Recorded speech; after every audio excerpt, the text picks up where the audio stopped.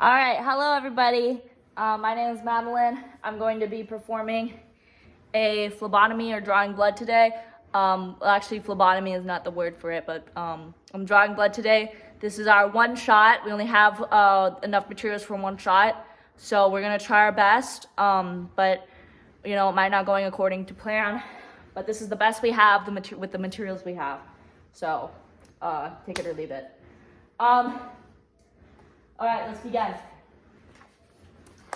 Hello, Miss Bishop. Looks like your doctor has ordered you a round of blood tests and some lab work, which means we're gonna need to draw your blood today. Could I just identify you by, what is your full name, please? Martine Bishop. All right, and what is the spelling of that? M-A-R-T-I-N-E and B-I-S-H-A-P. All right, good. And what is your date of birth? 9/28/73. All right, cool. My name is Madeline Bishop, and like I said earlier, we're going to be drawing your blood today because your doctor has ordered a complete blood count, or a CBC, and a blood chemistry panel for lab work. Now, when this procedure, some risks that come with doing this procedure are hematoma, which is like a big bruise, bruising, bleeding, and pain. Do you have a latex allergy? No. Okay. Do you take any medications, blood medications like blood thinner? No. All right. Do you have a history of fainting? No. All right. And your blood chemistry panel, it looks like you need to be fasting for that. So can I double check, when was the last time you ate? 12 hours ago. All right, very good. Do I have your consent to do this procedure? Yes. All right. So now that we have secured consent, we are going to I'm going to kind of crouch down to do this so that you can see. First, we're going to do our hand hygiene. And I've already gathered our necessary materials here. We have our PPE, which is our gloves. We're doing the butterfly system, so we have our needle for that. We have our tourniquet, our red tube, and our lavender tube. We have a bag that's going to serve as our biohazard bag, and a bag that's going to serve as a sharps container. We have the vacuum container, we have the Band-Aid, we have our gauze, and we have our antiseptic wipe right here. So all of our stuff is here. And now that we have our stuff, we're just going to double check our expiration dates on some of these containers. And it looks like everything's in order. So we are going to actually break this open. Not completely sure how to open this. Oh, the open here spot would have been helpful. Okay, so this is the part that's going to be going into the skin. So we need the part that's not going into the skin, this part. And we are going to take the cap off. And we would just dispose of that into the sharps container, which I'm gonna put in this bag because we're not really gonna need it. Actually, wait. No, we wouldn't. We just place it off to the side because we're gonna recap it when we're done. So we're gonna put this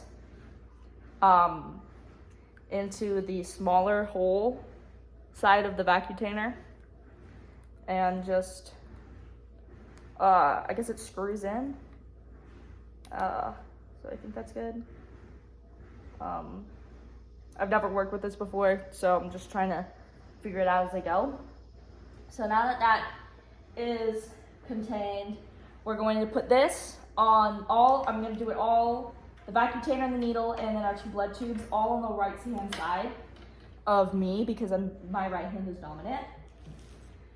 And then we're going to do another round of hand hygiene. So we're just going to take our hand sanitizer here and sanitize ourselves. And now we are going to put on our PPE. I didn't mean to shake there. I don't know what came over me. But we're going to put on our gloves, which is our PPE for this.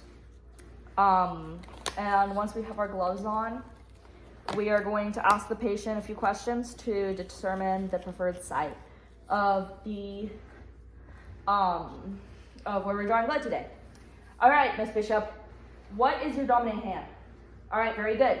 So I'm gonna have you make a fist with your non-dominant hand. All right, good. Place it under your dominant hand and have your other hand make a fist. Good. All right, so this is the position we want for the butterfly system. This is different than the evacuated needle system, which would require the elbow in the antecubital space. So now what we're going to do is, wait, my steps are out of order. Sorry, I'm just using the steps just to double check because there are many in this one. All right, now we're going to put the tourniquet 3 or 4 inches above the wrist. And we're not starting the procedure yet. We're just palpating for a vein. So we're just going to use inspection and palpitation. And I think I feel a good one right here. And if you notice my tourniquet, here, if I can show you, it has a loop so I can just pull this string and it comes out like that. It's kind of hard to see with this angle, but I don't think I can get the phone back in that angle. If you can just put it like this, back again, thank you. All right, so now we're actually going to get into the procedure. I'm not actually going to be poking her, but I will talk to her as if I am poking her, just to follow the steps. Also, my cat brought a lizard into the house, and the lizard is currently under the tripod. So if you see her running around, just don't mind it. I'm trying my best. All right, so we're gonna take the antiseptic wipe and we're gonna go up and down, wiping up and down motions. Okay, now we're gonna let the area dry and we're just gonna put this off to the side, and we are going to reapply the tourniquet right where we did it earlier, 3 to 4 inches above the wrist. And now we are going to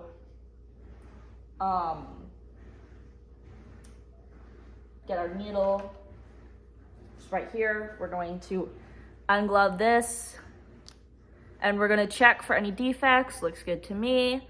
And when we insert it, we're gonna have the bevel, it's kind of hard to see here, but the point where it's like slanted, we're gonna have like the slant part upwards. And so what we're gonna do is we're gonna use our dominant hand, and we're gonna make like an OK symbol. And we're gonna hold this in our non-dominant hand, the vacutainer. And, well, I'm not gonna actually poke you, Mom. Okay. Sorry, our patient is expressing some concern, but it's okay. And there's no defects.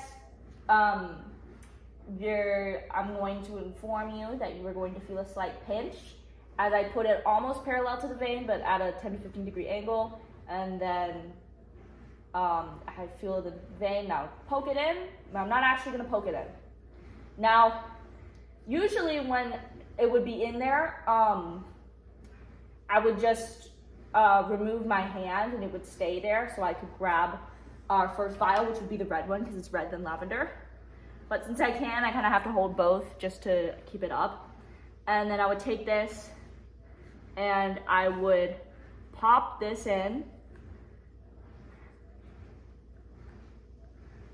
All right, it's in there. And I would just wait, and then assume that the blood is filled up. Take this out. I would take this and pop this in there. And then while this is waiting, I would pull this tourniquet off. And now wait, assume this is filled up with blood. And now I'm going to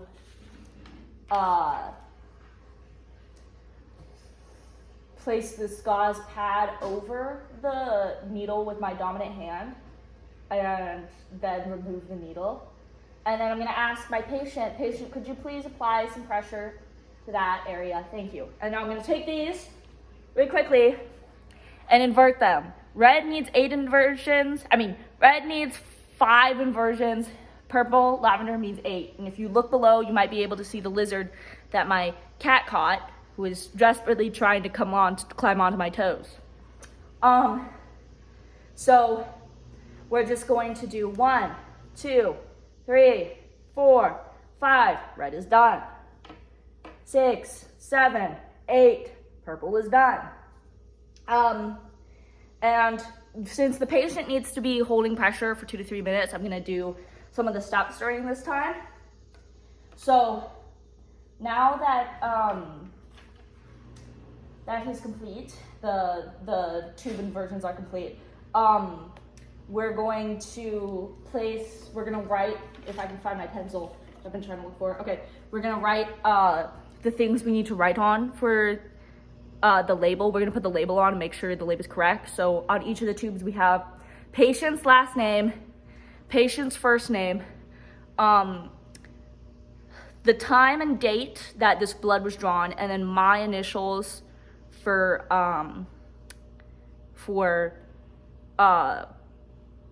because I'm the one who drew the blood. And then I would either get these off to a lab, or if I couldn't at the moment, I would put them in the refrigerator based on the specifications that I needed to follow for each tube. And it's been 2 to 3 minutes. So can I take a look at that? Looks like there's no hematomas. So I would then apply an adhesive bandage, which is just a Band-Aid.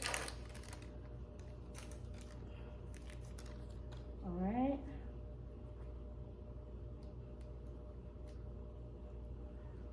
And then, Sasha, sorry, that's my cat.